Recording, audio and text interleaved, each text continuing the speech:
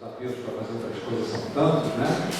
E estar aqui realmente a presença de vocês aqui para a gente é muito preciosa e somos muito gratos a Deus e a todos vocês que estão aqui para a gente poder conversar um pouquinho a respeito de algumas coisas que nos escapam aos olhos, né? Algumas coisas que, para aqueles que são de origem adventista, que conhecem o conceito do grande conflito, não são coisas muito estranhas, mas a quem estiver aqui, esses que estiverem aqui, que não têm assim uma noção das coisas que acontecem por detrás dos panos, né?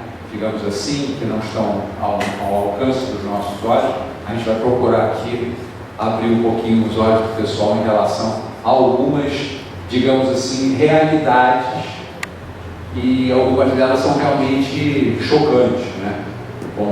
Mas para quem tem a noção, novamente, da questão do grande conflito, não vai ser assim, mas poxa, eu sabia que o negócio era, né, existia essa questão do grande conflito. E esse grande conflito, ele existe dentro de várias áreas, né? E a área da saúde, então, é uma área extremamente utilizada como campo de batalha, porque não é do interesse, como é de muito do interesse de Deus que nós tenhamos saúde, é da mesma forma do interesse do inimigo que nós não tenhamos saúde. A gente está dentro do sábado, dentro de uma igreja, a gente falou bastante de manhã cedo em relação à Bíblia e ao espírito de profecia, que é uma luz menor para a luz maior.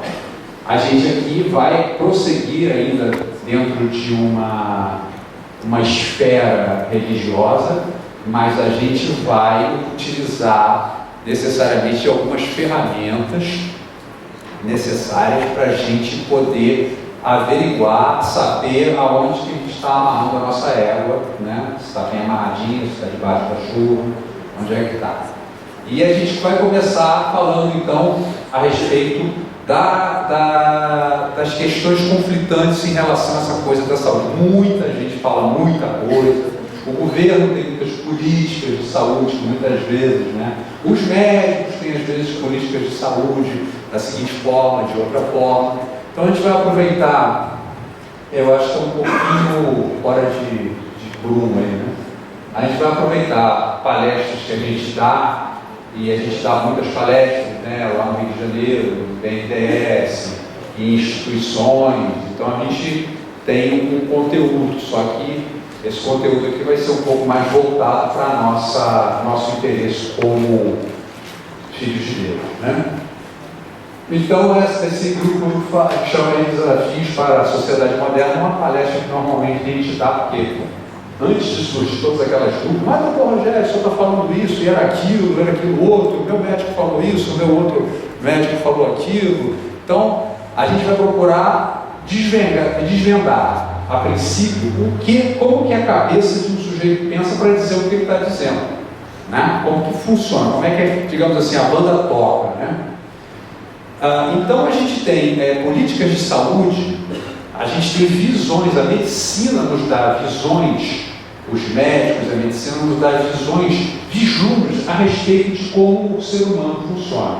É uma área que chama-se fisiologia, mas essa área, a fisiologia como área, ela é específica para determinadas posições. Por exemplo, se eu me interessa em estudar um trabalhador, ou seja, eu vou fazer medicina do trabalho, como eu dei aula na medicina do trabalho, eu ensinava a fisiologia do trabalho. Se eu estivesse, por exemplo, dentro do CTI, ou então dando aula, ou fazendo uma exposição para colegas, eu estaria usando a fisiologia do doente do CTI, do acamado, que se chama parto, não é de parto da lagoa, mas parto de doença, parto fisiologia. Então a fisiologia, ela se aprega ao momento em que o indivíduo se encontra. Como que funciona o organismo, ou as suas diversas células, depende. Esse organismo está doente? Esse organismo está parado? Esse organismo está correndo? Então a fisiologia, ela se divide nessas áreas. No conceito, digamos assim, de faculdade, a Universidade Federal do Rio de Janeiro, onde eu estudei, e acredito que as outras diversas faculdades têm essa visão, a gente estuda muito patofisiologia. Me interessa, ou interessa ao médico, estudar o cara doente. Não interessa a mim estudar o cara saudável, porque ele não vai entrar no meu consultório, ele não vai ao meu ambulatório, ele não vai parar no meu CTI, convenhamos. Só o doente que vai fazer isso.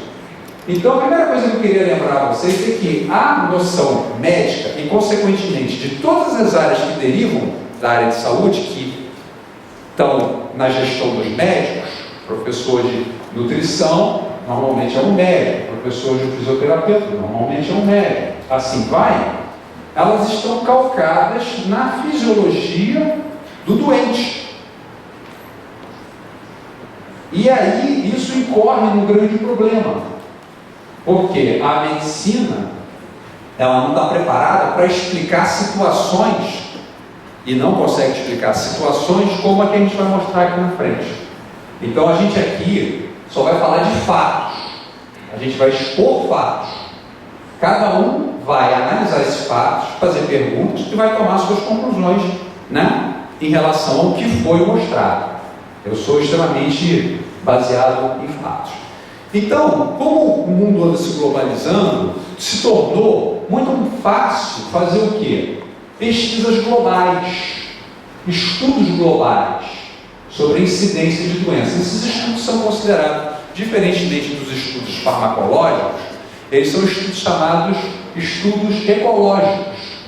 Eu não vou pegar um grupo daqui da esquerda, todos são aqui hipertensos, eu pego esse grupo e vou dar medicação. E esse outro grupo aqui é o grupo em que eu não dou medicação.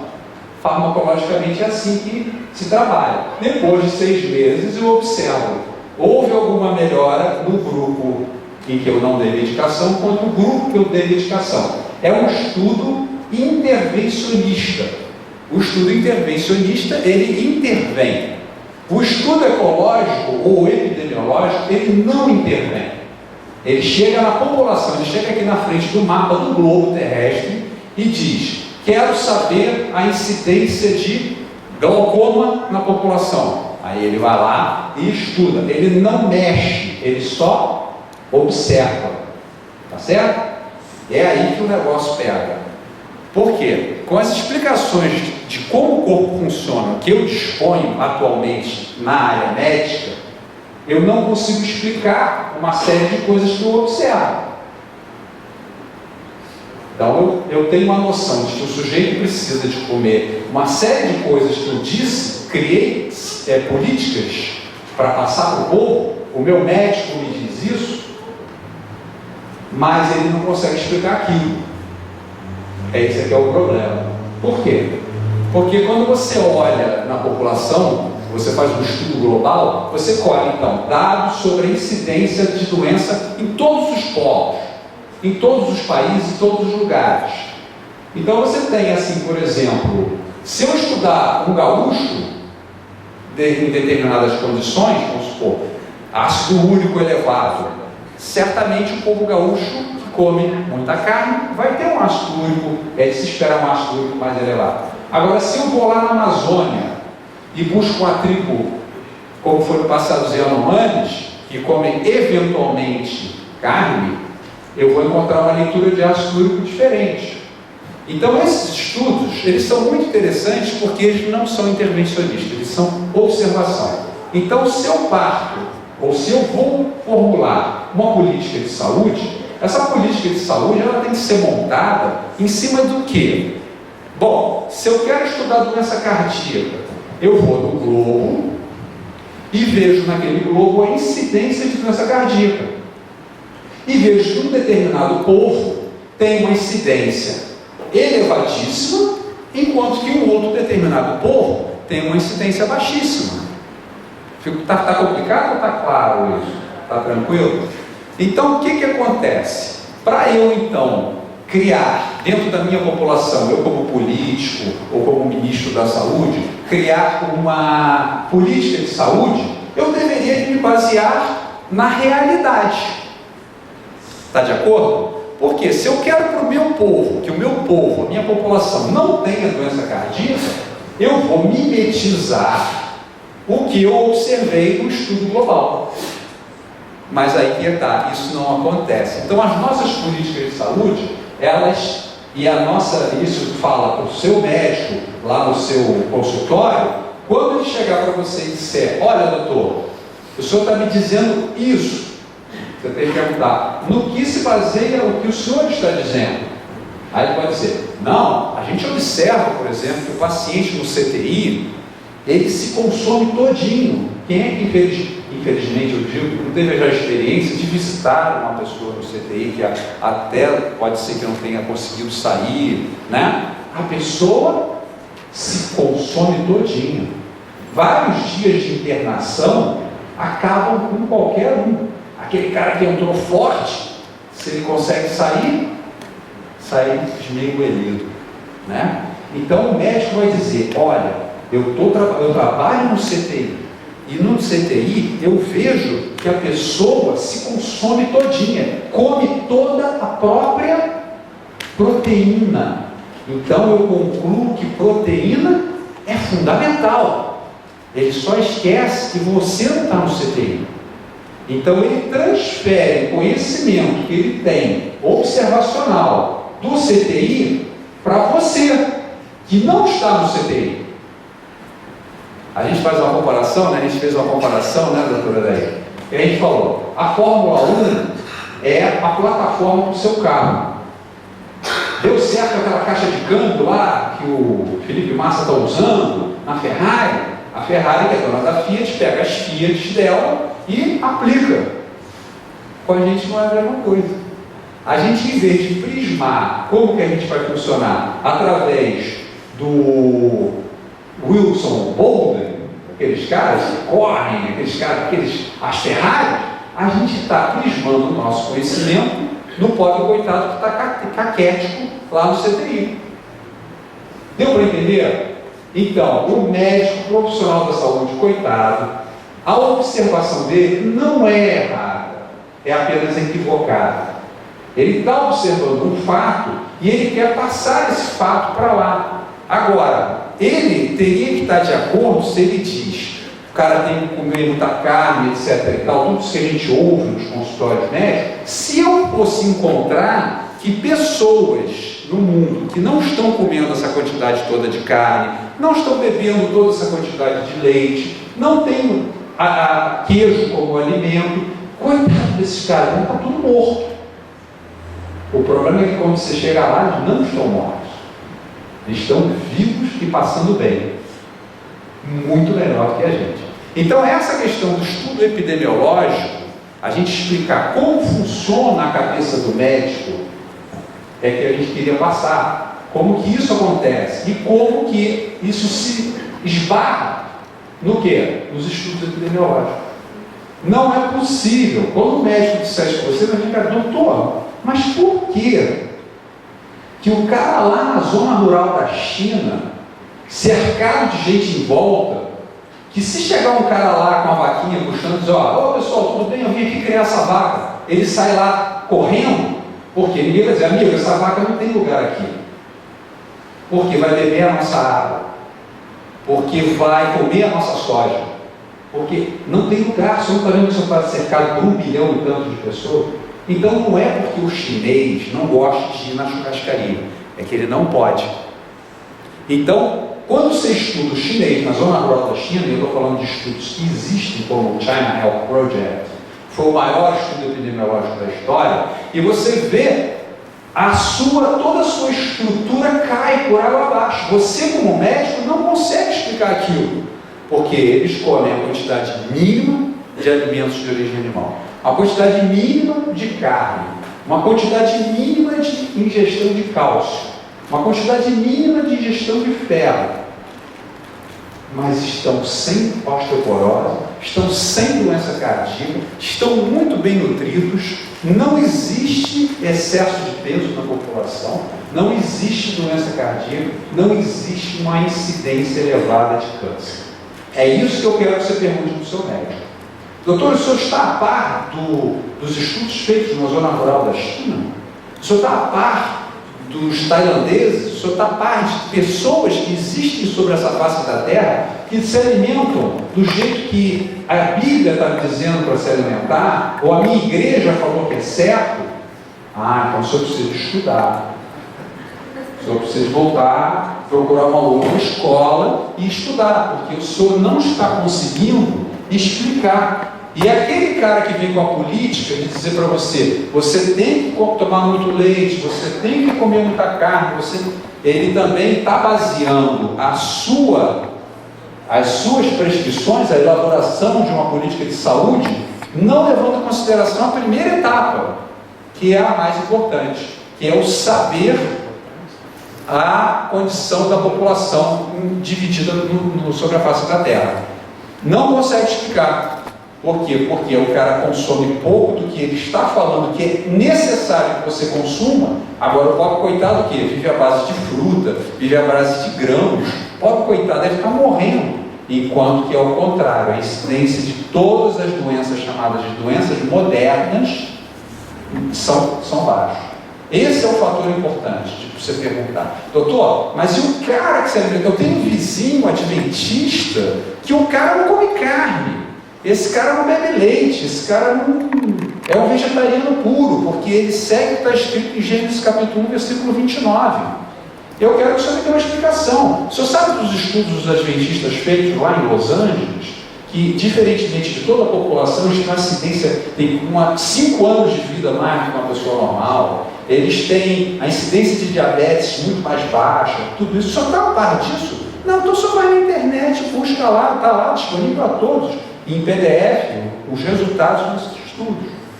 Então, o que eu queria deixar claro aqui a princípio, porque muitos gostariam logo de fazer esse tipo de pergunta, o meu médico falou isso, o meu médico falou aquilo. Estejam todos perdoados. O médico falou do que ele sabe, mas a gente está aqui mostrando de que o que ele sabe parte de um princípio equivocado e não consegue explicar os estudos epidemiológicos. Infelizmente, essa população que existe hoje, tipo zona rural da China, algumas tribos na África do Sul, com o desenvolvimento das nações, os BRICS se desenvolvendo, essa população, se é plano ou não do inimigo, daqui a pouco não vai ser mais testemunha. Porque qual é o fenômeno? Você mede o desenvolvimento de determinada nação através do seu consumo de laticínios. Então, hoje na China, enquanto a gente está aqui falando, hoje na China e na África do Sul, o consumo dessas substâncias prósperas, dessas coisas prósperas, está subindo. Então, o chinês ele chegou à seguinte conclusão: eu realmente não tenho espaço para criar vaca, vou comprar o leite do Brasil, vou comprar o queijo do Brasil, vou deixar o Brasil lá, que tem muita terra, ficar lá vendendo commodity, né? Só que o preço de um boi, hoje em dia, por exemplo, por que o Brasil se tornou o primeiro produtor mundial de carne? É porque a Austrália se desenvolveu e não vê mais necessidade em ser o açougue do mundo, porque o preço é muito alto. Ecologicamente, um boi bebe mais água do que, sei lá, metade de nós que estamos aqui por dia. Um boi ocupa uma área muito grande. E no final, mesmo assim, a proteína que esse boi vai produzir para você, ela é muito menor do que um espaço ocupado por uma plantação de trigo ou de milho e uma leguminosa, que se daria a proteína, digamos assim, e semelhante à proteína da carne. E outra coisa interessante, com os estudos feitos com pessoas normais, como a fisiologia do trabalho demonstra, o mais importante para o indivíduo não é a proteína. A proteína é importante. Mas se a gente for fazer um paralelo, nosso novamente com um carro basicamente é feito de aço. Hoje tem muito mais plástico do que aço, né? Mas de qualquer forma, vamos colocar dessa forma. O carro, ele, vamos supor, pese 1 tonelada, ele não vai andar se ele não tiver gasolina. E o corpo, o nosso corpo, é a mesma coisa. Ele é feito de proteína, mas o corpo não se canibaliza, ele não come ele mesmo. ele come um negócio pequenininho e verde que ele guarda dentro dele, que é o carboidrato que vem da planta. Só a planta dá carboidrato, porque o carboidrato é o reflexo da luz, do processo da luz solar sobre o verde, a clorofila da planta, que assim produz a molécula de açúcar, que vai se ligar a outras e formar um amido, ou vai ligar a poucas e formar uma fruta, ou um cereal, etc. e tal, e vai exalar oxigênio sobre a atmosfera. Então, o relato de Gênesis, capítulo 1, é perfeitamente científico. Não que seja o interesse dele ser científico, mas o relato é científico. Qualquer bioquímico, qualquer fisiologista que entende de ecossistema, de biossistema, que começa a ler, peraí, ele botou primeiro a luz, depois ele botou isso, depois ele botou aquilo. Peraí, o cara estava montando um ecossistema. E um ecossistema brilhante, porque ele é ad eterno.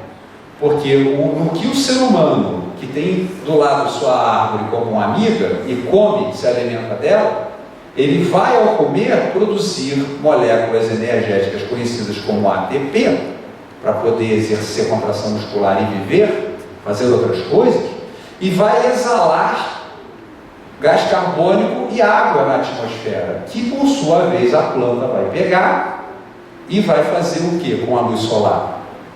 Sintetizar açúcar e lançar oxigênio na atmosfera. Ou seja, Deus criou um ciclo perfeito entre a planta, minha amiguinha, e a árvore. E além do que, criou o animal para ser meu amigo. Não criou o animal para ser o meu prato. Quando eu convidar o animal para o jantar, não é ele ser o prato, é só convidar para ele ter do lado. E se vocês observarem, Deus, quando faz essas coisas, ele dá a dieta dentro da sua aliança do homem e do animalzinho, do amiguinho. O amiguinho iria ser um herbívoro e o homem, por sua vez, seria um vegano. Ou seja, não há conflitos. Eu não tenho a celulase para ser um herbívoro, mas o amiguinho tem. Então o amiguinho vai comer isso aqui e eu vou comer aquilo ali. Agora, pode passar um pouquinho para frente, por favor? Tá indo bem? Tá tudo tranquilo? Estamos indo bem calmos, bem tranquilos, né? Um fato importante, então, antes de a gente voltar a esse assunto, passando esses slides são importantes, é que para o final dos tempos a gente sabe, como personagem desse grande conflito, que o negócio vai pegar. E uma coisa muito interessante que esses slides mostram é que no passado o tipo de doença que nós como população sofríamos eram doenças basicamente infecto-contagiosas. Nossos avós morriam de medo da palavra tuberculose. Entende? Era assim, quer dizer, pelo menos os meus, eu estou vendo tanta gente jovem aí, rapaz, não sei. Então, houve o que se chama de transição epidemiológica através dos tempos, com benefícios da alimentação, ou seja, a escala de produção de animais e dos seus derivados cresceu absurdamente. É uma coisa muito importante de se entender historicamente. A revolução industrial, indústria comercial, ela cresceu com a produção. Animais, quando começaram a ser produzidos, se assim pode se dizer, com os seus produtos em alta escala. Então isso condiz com todos os problemas da humanidade. Então quando uma pessoa chegar para você e disser, você tem que aumentar o seu consumo de leites derivados e de carne, você não pode ficar sem ele. Você vai dizer, mas poxa, antigamente os meus bisavós não tinham isso. Eram pobres, viviam no campo. A galinha dava um ovo lá e tal, não sei o que, o consumo. E eles não tinham problema de saúde tão alto. Porque se vocês forem observar, vocês vão ver que lá embaixo está escrito tuberculose como a primeira causa de morte. A segunda, diarreia, enterite, cólera, influenza, são todas relacionadas, as 5 primeiras causas, a doenças chamadas infecto-contagiosas. Por que eu estou chamando a atenção disso? Porque para o final dos tempos nós vamos enfrentar, ou já estamos enfrentando, esses problemas de novo. Quem já não ouviu falar de uma tuberculose por aí, que nenhuma tríplice medicação está tratando? Então, o nosso grande temor, gripe aviária, etc. e tal, de doenças infecto-contagiosas sem cura, Está voltando. Nós estamos tendo uma transição epidemiológica de volta. Nós vamos ter, então, no final dos tempos, triste saber isso, mas Deus tem solução para tudo, é a comunhão de doenças que não existiam antigamente, de tanta projeção, que a gente está mostrando ali, doença cardíaca, não está nem ali, né? Está o derrame. Pode passar o próximo slide, por favor. A gente vai vendo que a partir do momento, essas doenças, o câncer já apareceu ali em 9º lugar, em 1900. Né? Mas continua, tuberculose, influenza, diarreia, a doença cardíaca já começa a aparecer, por quê? Começou a produção em alta escala de alimentos de origem animal. Pode passar, por favor? Então, olha só, a nossa situação já em 1970, a doença cardíaca e o câncer, isso já é o normal. Doença cardíaca, né? Doença cardiovascular. Obrigado. Aqui passa para frente, o outro passa para trás. Né?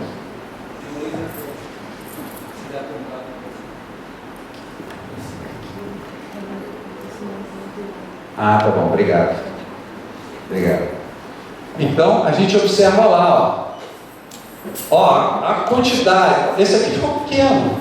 A causa de morte principal está aqui, do câncer. Esse é o nosso quadro, a partir de 1970. A gente está em 2013, né? Deixa eu experimentar aqui. Você que passou? Não. Beleza. 1995. Olha lá. Agora é parecido com outro. Isso aqui, gente, não mudou. Por quê? Porque a nossa dieta também não mudou. Se a nossa dieta tivesse mudado para melhor, mas ela só está mudando para pior. A dieta do BRICS lá, que não tinha problema lá na China ou na África do Sul, está caindo aqui dentro. Então, quando o seu médico disser, faça isso, por quê? Porque aquele cara vai cair para trás. Pode ficar tranquilo, quando você perguntar, não vai saber responder.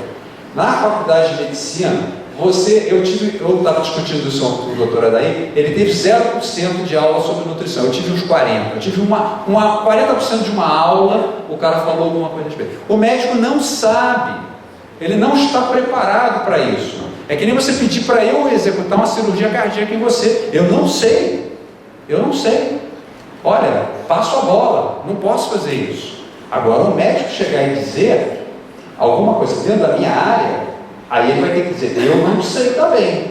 Vai perguntar ao Rogério, porque o Rogério é um fanático para estudar essas coisas. Ele estuda, ele traz aqui as coisas. Então vai discutir com ele, manda um e-mail para ele, entendeu? Porque ele vai ter que te explicar isso que está aí.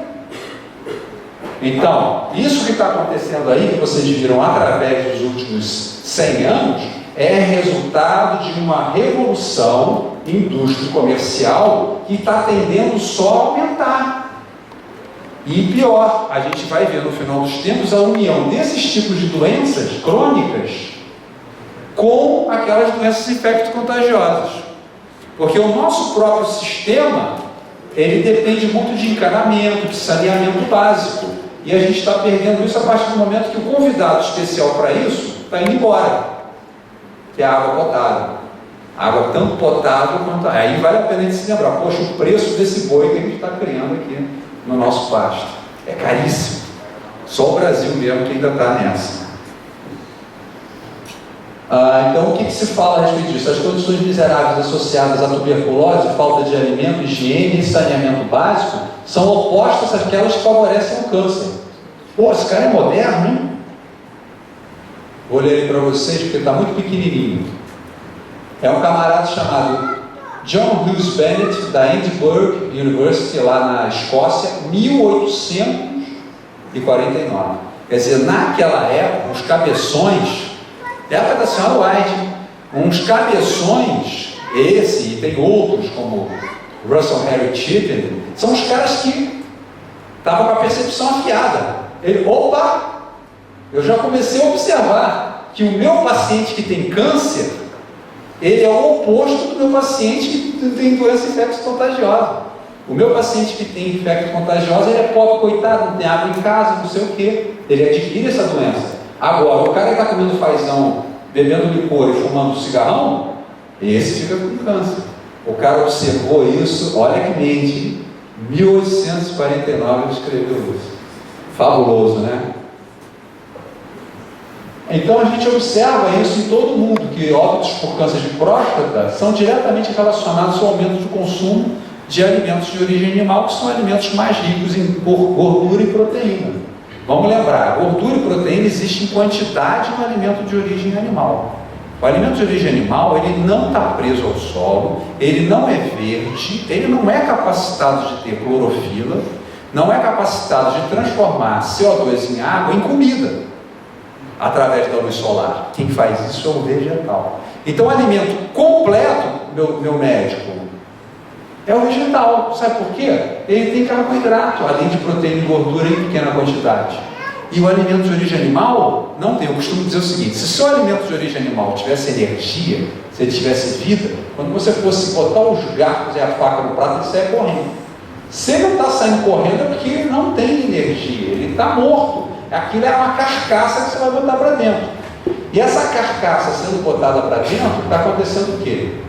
Aumentando a incidência, no Japão, por exemplo, do câncer de próstata, devido ao quê? Ao aumento do consumo de gordura. A gente tem aqui as décadas se passando.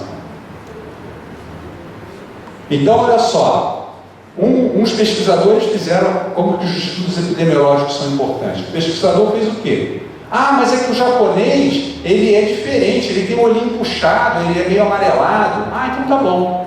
O que os caras estudou? Ele pegou o japonês no Japão, comparou com o japonês no Havaí e comparou com o japonês, o caucasiano, que é o branquelo lá, no Havaí.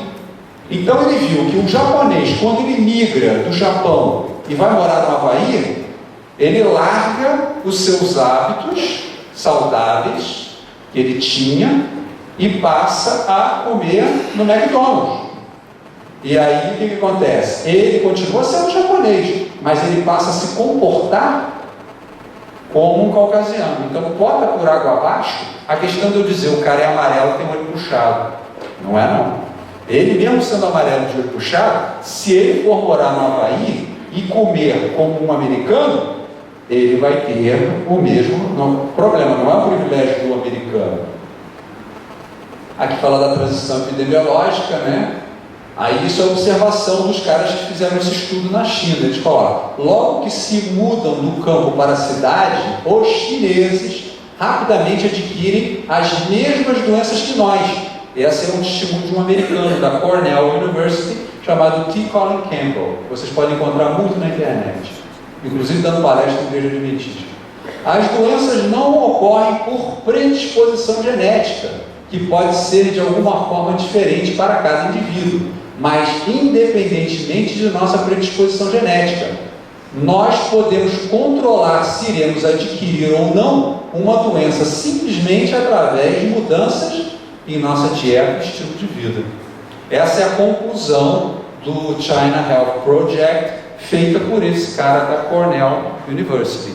Isso você tem que perguntar ao seu médico. Doutor, o senhor está por dentro do China Health Project? Sabe daquele maravilhoso consórcio que foi feito, que a revista Time chamou Grand Prix de todos os estudos epidemiológicos? Aí ele vai olhar assim para você, estou numa fria. Porque se ele tivesse lido, ele não falava aquilo para você, porque mostrou isso que está sendo colocado aí. Então vamos analisar o que aconteceu. Quando a gente fala em relação a metabolismo, as pessoas geralmente pensam em comida. Mas metabolismo tem duas pernas iguais. Uma da entrada do que a pessoa come, chamada anabolismo, e uma da saída daquilo que ela comeu, chamada catabolismo. Todo mundo pensa sempre no anabolismo, que é só comer, comer, comer, comer. O estado, por exemplo, do cara você tem um estado catabólico. E o estado da pessoa que vem nos últimos tempos ganhando peso é um estado anabólico. Então os dois são importantes. E como que a civilização moderna, lembrando que essa nossa palestra está em relação aos desafios da sociedade moderna, aos desafios da saúde na sociedade moderna, demonstra o quê?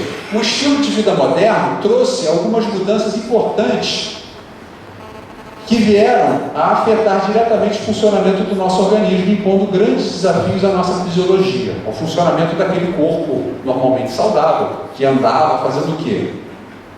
Você tinha que tipo de situação? Você ia comer resultado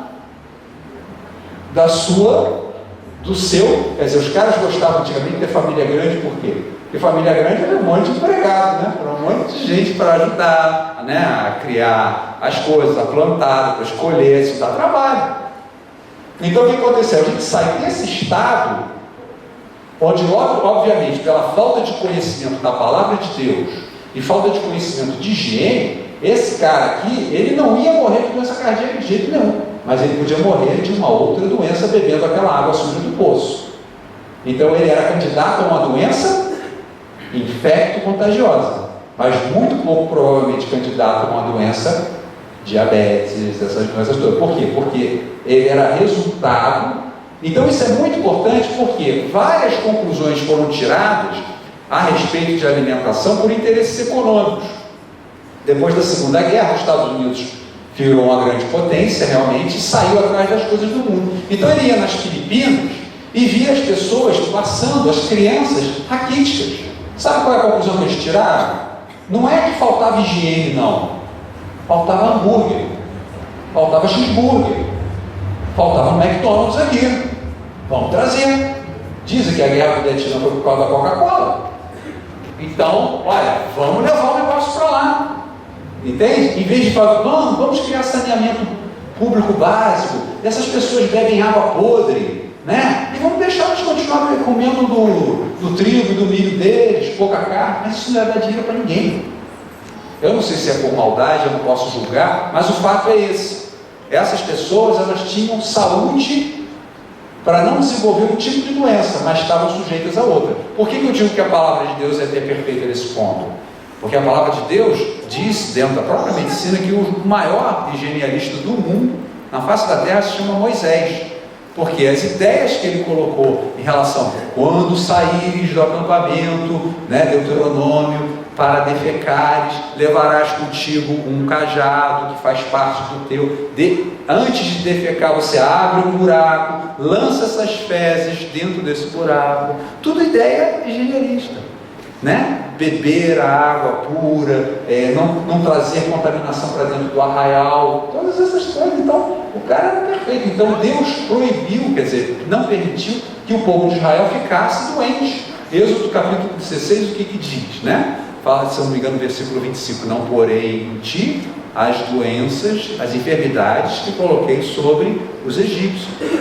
Então, quer dizer, Deus deixou a Torá, deixou a instrução para que a gente não ficasse doente, né? Não só na questão da dieta e do exercício, como na questão da higiene também. Então, voltando ao nosso assunto, inadvertidamente essas mudanças aqui a cidade grande promoveram uma ruptura em nosso mecanismo conjugado de sobrevivência, que em nossa história sempre associou a função motora diretamente à obtenção de uma refeição como fruto de uma atividade agrícola, por exemplo. Então, gente, vamos botar essa cabeça para funcionar. Caímos no Arapuca. Lá no Rio, o cara chega com a arma, porque ele perdeu o Playboy. Por quê? Você está numa condição que é praticamente impossível de você sair. Cara, mas eu tenho que acordar de manhã e tenho que sair de carro e tenho que dirigir, tenho que ir para o trabalho, já estou atrasado, que caminhar o quê? Não dá tempo. Eu tenho que correr. E quando eu chego lá, o que eu vou encontrar lá na lanchonete? Frutas, legumes, verduras, né? Não é tudo fresquinho, pronto, ali te esperando, né? Então, gente, caímos no Arapuca, perdeu o Playboy. É muito interessante isso, porque a dificuldade é muito grande. Por isso que quando uma pessoa resolve mudar o seu estilo de vida, ela vai tomar na cabeça. Ela vai lutar contra, vai nadar o tempo todo contra a maré. Porque foi criado um sistema perfeito para que você não consiga. É aquela história. Se der tudo certo, vai dar tudo errado. Né? É a trajetória de colisão. Nós estamos num trem que é difícil, a realidade é essa. Então, quando o cara resolve sair desse sistema, ele pode se preparar para tomar na cabeça. Fora o cara do lado, quer dizer, Ah, você come assim? Pô, peraí, né? Aí fora o cara, os amigos, né? Que vão ajudar, etc. Vão dar uma força para você, né? Aqueles que não foram, eu estou dando maior força, eu não vou fazer o que você está fazendo, mas eu te dou maior força. Não é assim, né? O cara chega e diz assim, não, você é maluco de fazer isso, você é louco, você deve estar batendo muito bem, olha, acho que eu preciso de um colega psiquiatra, alguma coisa assim. Então, gente, por isso que hoje em dia, a mensagem de saúde não é só para o bem da pessoa, é para que sirva-se de luz para os outros. Não é para se fechar em si mesmo. Toda a prescrição de Deus vai se circuncidar, faz parte o quê? Da aliança abraâmica. Vai se circuncidar.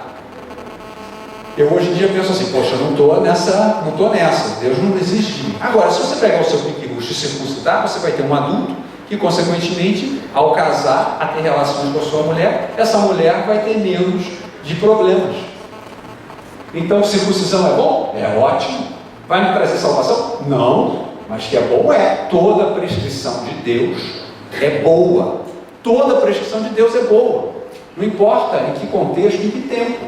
Só que você não deve acreditar que ela vai ser o meio de salvação. Que só existe um meio de salvação. O problema é você acreditar que isso vai ser o meio de salvação. Mas que ela é boa, ela é. Então, a reforma de saúde é boa para mim? É excelente. Está aqui comprovado, textualmente. Agora também é boa para quem? É boa para os outros. Porque eu não vejo nada hoje na face da terra, não vejo nada, alguém pode até me corrigir, tá? Isso aqui é em aberto, dizer, poxa, o que vai me tornar diferente de uma outra pessoa hoje no mundo? A roupa que eu visto, a música que eu ouço, ou o que eu como? Todo mundo come assim. Você vai num lugar, você não consegue se alimentar, é aquele negócio mesmo, é aquele negócio lá, cara feio, não sei o quê, aí tem a mistura, né? Pô, mas não vai nada na mistura, né? Cadê a mistura? Eu faço essa experiência, eu vou comer lá, comi ontem, né? O tempo passa, lá na rodoviária, eu sentei lá num lugar, eu falei ao professor, aqui é buffet e tal, tal, você quer tal, tal, eu falei, legal, vou dar um show aqui. Aí eu sentei lá, falei, vou me servir. Aí comecei a me servir das coisas lá. Mas chegou assim, não quer que faça um bifinho para você? Não, tipo assim, você não gostou do nosso picadinho que está aqui, não sei o quê, estou vendo que você não está comendo nenhuma carne. Aí a gente chega assim, não, eu sou vegetariano. Aí a gaúcha falou, meu filho também é. Eu falei, pô, que beleza, né? Um carioca ser vegetariano é uma coisa, agora um gaúcho é complicado, né? Então, quer dizer, você vai no lugar e você até vai encontrar o que você vai comer. Agora, veja bem, abrindo um parênteses em relação à fisiologia, vamos ser sinceros, não tem condição de um salaminho competir, ou uma fatia de alface, competir com um salaminho. É fisiologia do paladar. O salaminho, ele é capaz de reunir o sal, a gordura do salaminho e as proteínas dele são capazes de ativar a sua sensibilidade. Então você não pode achar que o cara come salaminho porque ele quer. Ele come salaminho porque ele está preso a ele. Isso é importante entender, para você ter pena do cara, você ter misericórdia, você dizer, cara, eu entendo a tua postura, eu compreendo. É como se fosse um crack, alguma coisa assim. Ele vai viciar o seu paladar. Não tem jeito. Então faz parte de um processo, inclusive inteligente, dentro da culinária e tudo, esse momento de transição, entende? Você tem coisas possíveis dentro da culinária que você pode enganar. Olha, a carne tem uma certa consistência, aí eu penso numa outra coisa que tem uma consistência similar. Aí tal, vou trabalhando. A comida, o sal, você vê que o cara vai comer um salgado, aqui não é uma fritura cheia de gordura que leva sal, mas ele chama de salgado, porque na língua dele é sal, porque a gordura não tem sabor. A gordura ela tem uma qualidade, entre aspas, que é reunir o sabor, aglutinar o sabor. Então ele fica como se fosse um arquivo zipado. Quando ele entra no sistema é que ele é aberto. Agora, a pessoa quando bota sal num cozido, só com legume, verdura, chama aquilo de quê? Lavagem. Tira essa lavagem da minha frente, porque isso não tem sabor, entendeu? É uma questão de hábito e uma questão de culinária. Quando você vai fazer um negócio desse, já que você quer concentrar o sabor, são duas coisas. Ou você prepara, ou você tem preparado na sua culinária caldo de legumes, alimento já reforçado, que foi desidratado, e jogar em cima, entendeu? Alimento, lógico, vegetal. Ou você pegar e ter menos pressa. A panela está no fogo, ficou pronto? Não, não ficou pronto não. Vou baixar o fogo e vou deixar ela na redução, que chama o termo culinário, na redução. Então, não pensar que é isso. E a segunda parte também é não pensar que o que vai me trazer saúde é só a alimentação. É um problema metabólico que tem que ser resolvido através das duas pernas.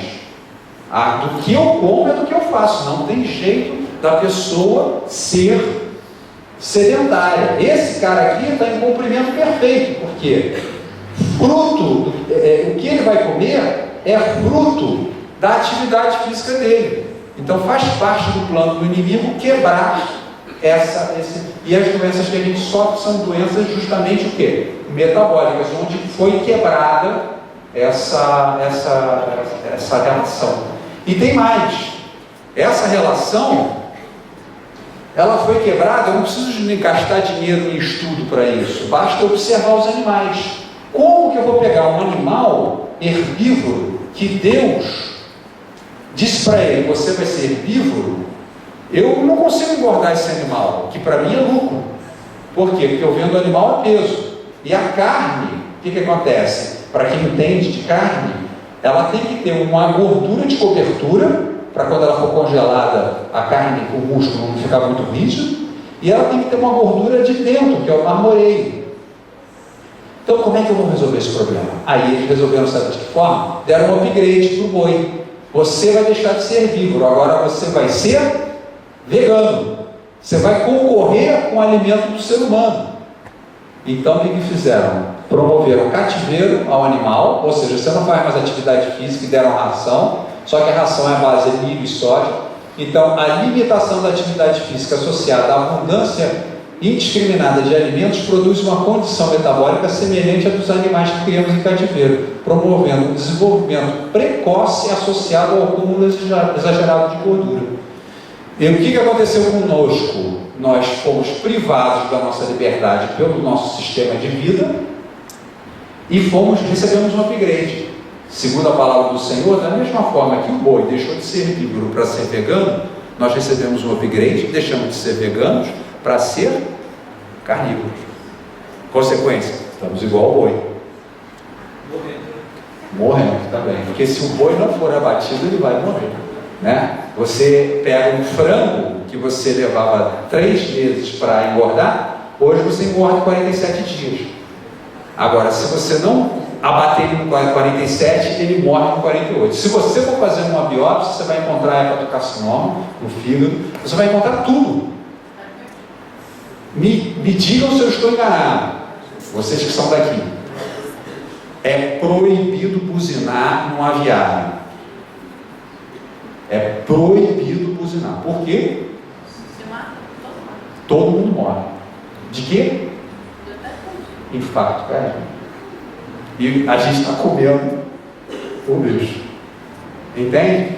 Então, quer dizer, isso é bem claro. Agora, entendam, o médico de vocês, ele tem, vamos compreender e vamos usar de misericórdia.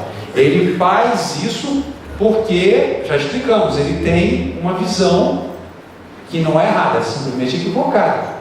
Não vamos jogar pedra em ninguém. Agora, os estudos demonstram isso bem claramente. Ficou bem claro? Ficou tranquilo? Eu vou dar uma paradinha, porque eu falo demais. Então, eu vou deixar vocês falarem um pouco, porque se eu for falar, eu não paro. Tem muita coisa aqui, é melhor a gente primeiro, então, dar uma sedimentada. Se a pergunta de alguém, inclusive, puxar alguma coisa ali para frente, a gente anda para frente ou anda para trás. O senhor pode falar, por favor? Gostaria de... Na verdade, precisa se entender aonde que se encontra, qual é o trajeto da vitamina B12, né? A vitamina B12 é como várias outras vitaminas do corpo, ela é produzida por micro-organismos. Ela é o resultado de uma simbiose de micro-organismo com o corpo. É como se houvesse dentro do corpo que se chama de micro-organismos saprófitas. Micro-organismos saprófitas são aqueles que vivem dentro da pessoa, mas em comunhão com o ser humano, né? Ambos tirando proveito é uma relação de amizade. Então, quando a pessoa come o animal, os alimentos de origem animal, ele está comendo as impurezas desse alimento, inclusive o produto dessas impurezas, que seria a vitamina B12. O problema é que os alimentos de origem vegetal, eles nos vêm mais para nós impuros. Ele já vem todo lavado, toda uma série de coisas foram feitas com eles, e a oportunidade que eu tinha de ter vitamina B12 deles estão indo embora. Agora, um fenômeno, como os animais estão comendo esses vegetais, está acontecendo é que eu faço isso rotineiramente no meu consultório, muita gente que come de tudo está tendo vitamina B12 baixa também. Tá? Mas o que significa vitamina B12 baixa? É uma vitamina B12 que é um número que eu tenho que comparar com o número da normalidade. A taxa de normalidade de vitamina B12 que eu tenho é baseada numa população que come muita carne, que seriam os norte-americanos, correto? Muito alimento de origem animal. Agora, se eu for fazer isso no interior da zona rural da China, eu vou ver que a quantidade de vitamina B12 é muito mais baixa. Por exemplo, colesterol. Tudo isso é resultado do que se chama uma curva, feito que é um estudo populacional, uma curva chamada curva de Gauss. Ela parece com uma ferradurazinha assim, e você tira o 95 percentil. É isso que é normalidade. A taxa de normalidade do colesterol, por exemplo, na população norte-americana, é em torno de 175, por aí, a 230. Por isso que se ficou mais ou menos com 199. Então, nós recebemos no nosso lipidograma dizendo colesterol ideal, abaixo de 199. Agora, para a sua informação, quando é feito esse estudo na zona rural da China, o colesterol variou de 90 a 170, dando uma média de 127. Então, significa que se eu quero ser que nem um chinês, eu tenho que ter um colesterol baixo. Se eu quero ser uma pessoa que tem baixa incidência de doenças, isso. Agora, voltando ao assunto da B12, muitos alimentos hoje são fortificados com B12, os Kellogg's da vida, muitas outras coisas que um vegetariano normalmente estaria comendo, e que se essa vitamina é produzida em um lugar extremamente de pouca higiene do corpo, questiona-se se não seria produzido na boca. Vitamina B12, e daria uma quantidade mínima de B12, mas suficiente para o indivíduo sobreviver, porque a necessidade de vitamina B12 é em microgramas, não é nem em miligramas por dia. Então, por quê? Estatisticamente, ou seja, se você for fazer um estudo epidemiológico, a primeira causa hoje em dia, no nosso meio, de deficiência de B12 não tem nada a ver com o vegetarianismo. É justamente as pessoas que sofrem cirurgia bariátrica, por conta do fator intrínseco de Kelsen, que é um fator que existe produzido pelas células parietais na mucosa estomacal, que quando você tira boa parte do estômago, você passa a não ter mais esse fator. Solução para isso? Injeção de B12. Você já não consegue mais absorvê-la pela boca. Então não necessita fazer uso de... Veja bem, eu não faço, mas aos meus pacientes eu aviso. Uma coisa é para mim, outra coisa é para os outros. Eu pessoalmente não faço. Não faço. Quando faço eventualmente meu exame, eu dou o sangue corriqueiramente. Já fiz até experimentos de doar sangue de 45 dias durante 1 ano e meio. Nunca tive nenhum problema, nem anemia sequer. Então a questão é que quando eu faço meu exame, minha vitamina B12 está lá no chão. Mas eu não mexo. Eu não faço nenhum suplemento nem nada. Agora, não recomendo. Fique bem claro isso. Não sou responsável. Cada um é responsável pelas suas coisas. Acredito que Deus tem uma solução para isso, mas não vou divulgar isso para os outros. Até porque as consequências são bem danosas. Existem consequências. As consequências são muito fortes da falta de vitamina B12, mas os sintomas também são. E um sintoma muito forte é o aumento da língua. Eu estou conseguindo falar, né?